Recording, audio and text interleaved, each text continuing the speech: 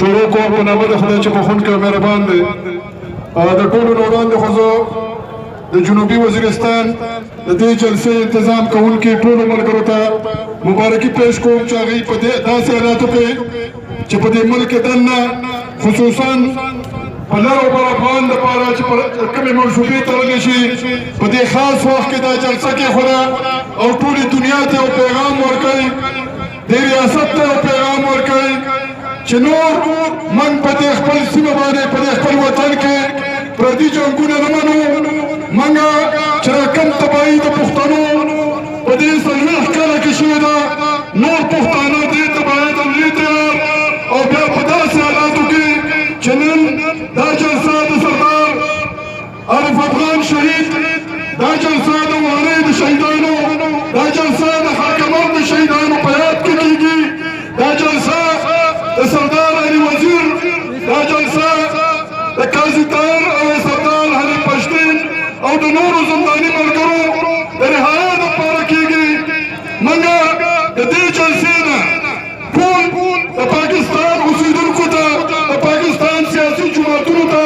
د پاکستان ټول ولس ته دا پیغام ورکوو چې نور د پښتونخوا ولس په خپله سیمه باندې دا پردي جنګونو منلو ته تیار نه دي. د دې خلاف به ټول په شریکه باندې راپاڅو، په شریکه باندې به واز کوو، په شریکه باندې به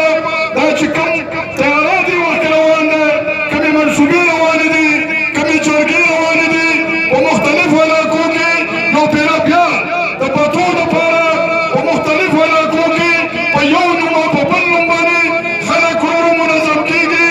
نن بیا په سوات کې هغه دهشتګرد، نن په ملکند کې، نن د کبالي سابقه کبالکې په هغې کې، نن په هر علاقه کې هغه خلک بیا یو پیره میدان ته رایستی شي. د څه لپاره رایستی شي؟ بنیادي ډول چې دا ټولې معاهدې روانې دي، دا ټولې د پښتنو ځوانانو خلاف، د پښتنو د تحریک خلاف د یو لوی سازش بنیاد دی. موږ دې ملک ته او دې ریاست ته وایو چې ستا حالات نن په دنیا کې دی یوازې نن ستا خارجه پالیسي ناکام ده، نن ستا معیشت ناکام دی، نن د ګرانه لیول چې کوم دی په دې ملک کې دې ځای ته رسېدلی دی چې که ستا دا حالت روان وي نو ته به خپلو دغه نوکرانو نه، دغه وردیوانو نه، دغه پولیس او فوج نه 2 میاشتې مثبته تنخواه نشي ورکولی. ته پکار دی چې د دې حالاتو نه سبق والی، نور چې کوم دی نو د جنګونو دا منصوبې د پښتنو په سیمه باندې پرېږدي. پښتنو چې کوم د امن پیغام ځوانانو درکړی دی، پښتون تحفظ مومنټ درکړی دی. موږ یو پیره بیا دې ریاست ته اپیل کوو چې تاسو زموږ د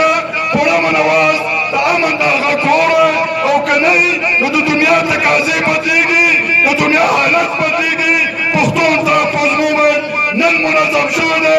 نن زموږ په ټوله پښتونخوا کې، په ټول ملک کې، په ټوله نړۍ کې ځوانان د پښتون په نوم راپاڅېدلي دي. دا ځوانان تر هغې پورې به دا خپل غږ پورته کوي چې تر څو پورې په پښتونخوا کې خپل ازادي او خپل حق نه اخیستی. زما چونکې پوزیشن خراب دی، ته به راباندې په دې یو شعر باندې را خپلې خبرې ختموم چې ورغله پامیره، ورغله پامیره دا متنتره ورغله پرېږده څه د څنډو په موجونو کې سانه راځي او دا چې پرې زما د زړه د وینو پوله پرېوته اوس به دې را څنګه په خالونو کې سانه راځي. ډېر